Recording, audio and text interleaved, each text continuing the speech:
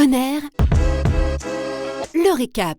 Est-ce que tu peux nous donner 3 avantages de ton métier, même de tes études plutôt, on va dire? C'est le côté découverte, comme je le disais tout à l'heure, de découvrir tout le temps des nouvelles choses à faire, de comment on va les faire. Parce que par exemple, on est souvent face à un problème, puis on va se dire ça va pas être possible, mais au final, on trouve forcément des solutions, soit en cherchant soi-même, soit en cherchant à plusieurs. Bon, c'est sûr que cherchant à plusieurs, c'est quand même plus sympa, comme ça on gagne du temps et puis en plus, on se creuse moins la tête, c'est sûr. Un deuxième avantage, ça serait, on retrouve un peu les qualités que je disais tout à l'heure, c'était que en découvrant des choses, on s'ennuie moins aussi, je trouve. Parce que c'est vrai qu'il y a le côté, c'est le côté travail. Le côté travail impliquera toujours, le plus souvent, en tout cas, le côté rébarbatif, le côté où on n'a pas trop le choix parce qu'il faut bien survivre dans le monde. Et c'est sûr que si on peut trouver un métier dans lequel on ne s'ennuie pas et qu'on apprend tout le temps des choses, je trouve que c'est super. Donc il y a le côté de ne pas s'ennuyer. Puis il y a un petit dernier avantage, je dirais que c'est le côté, vu que moi je suis en agence, il y a le côté humain qui est vachement présent. Enfin, on parle tous ensemble. Après, bon, c'est peut-être un coup de chance que tout le monde s'entende bien, mais il y a le côté vraiment humain. Et du coup, s'il y a un problème, on en parle, que ce soit psychologiquement, que ce soit pour le boulot. Qui, au final, je trouve qu'on parle peut-être plus d'ailleurs perso que du boulot, par exemple, au pause du midi. Mais en fait, l'avantage, c'est que quand il y a un problème au boulot, enfin un problème lié au travail, c'est que du coup, on échange vite fait. Alors que par exemple, quand c'est un problème plus profond, genre par exemple, si c'est un problème, dans la vie perso, etc., il y a les pauses du midi, il y a le soir, etc. Puis comme moi, j'ai une moyenne d'âge assez basse, puis on va prendre un verre, puis on va en parler, etc. Ouais. Mais évidemment qu'il y a ce côté-là très, très humain des agences. Et ça, c'est pas quelque chose... moi, je m'attendais pas à ça, en fait. Je pensais que c'était très solitaire comme métier, en fait. Moi, pas forcément. Mais je travaillais pour... Je pense par contre, évidemment, si on est solitaire, on peut quand même y être, ça c'est clair. Mais en tout cas, si on est quelqu'un qui est un peu extraverti, imaginons, et qui a besoin de contacts sociaux, c'est totalement possible aussi. En fait, les deux sont possibles. Je pense que c'est pour ça aussi que ce milieu-là, il attire autant, c'est que...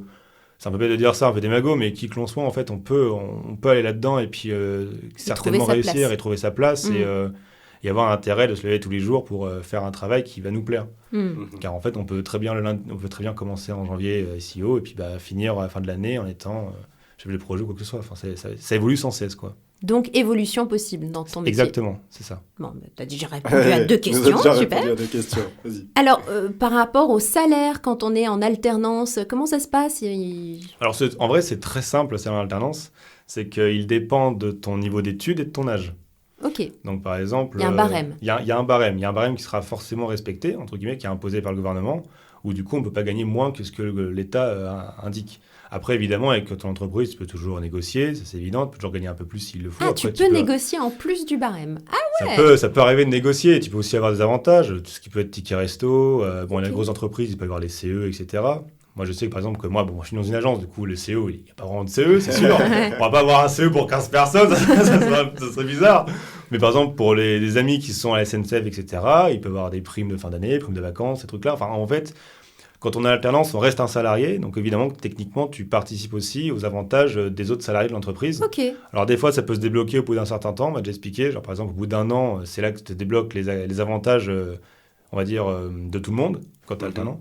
Mais oui, il y a le côté, du coup, en effet, dont je ne parlais pas tout à l'heure, il y a le côté pratique de l'alternance, mais il y a aussi le côté où tu apprends, tu es en études, mais tu gagnes de l'argent.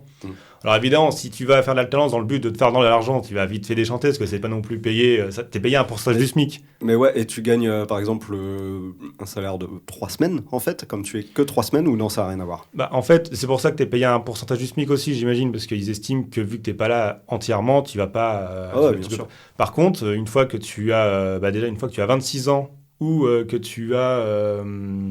tu es en train de faire un bac plus 5, je crois, mais je crois que c'est surtout quand tu as 26 ans, là, tu accèdes au 100% du SMIC. D'accord. J'imagine qu'ils estiment que tu commences un peu à avancer dans la vie, du coup, tu auras peut-être besoin de... Enfin, oui, l'État estime peut-être que tu auras peut-être besoin de plus de besoins.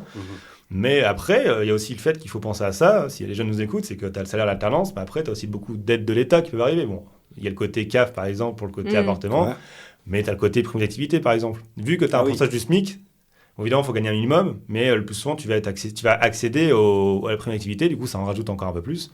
Et puis, c'est plaisant, quoi, parce que c'est vrai qu'en effet, il y a une semaine par mois où tu ne travailles pas, enfin, tu travailles à l'école, du coup, tu ne travailles pas, donc c'est plaisant, quoi, en tout cas. En tout cas, toi, ça te permet de vivre bien tes études, enfin, pendant tes études. C'est ça, on va dire que, par exemple, j'ai pas besoin de faire un deuxième métier pour subventionner toutes les dépenses que j'ai à faire. Le profil idéal pour travailler dans le digital? En quelques mots. Mais en vrai, il y a le côté curiosité et puis le côté de pas avoir peur, entre guillemets. Par exemple, je vois avec l'alternance, il y a les questions d'âge.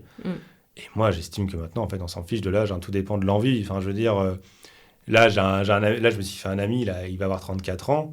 Mais dans sa tête, il a le même âge que moi, par exemple. Okay. Donc, il a tout le temps envie de continuer d'apprendre, etc. Et donc, pour moi, l'âge ne doit pas être un frein, même si pour beaucoup, ça peut l'être. De se dire, par exemple, j'ai 35 ans, je vais pas reprendre les études, etc.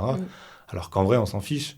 C'est juste qu'évidemment, les entreprises vont peut-être avoir tendance à privilégier les plus jeunes, aussi bien d'un côté financier pour certaines que le côté former un jeune pour qu'il après il reste, etc. Oui. Mais oui, il ne faut pas avoir peur, faut pas avoir peur, entre guillemets, de se lancer dans un nouveau challenge. Après, voilà, ça c'est propre à chacun. Mais l'alternance, c'est une bonne porte, en effet, pour changer de vie ou même découvrir un métier qui nous intéressait depuis quand on était tout petit, qu'on n'a jamais tenté jusqu'à maintenant. Ok, donc parfait pour les reconversions, quoi. Exactement.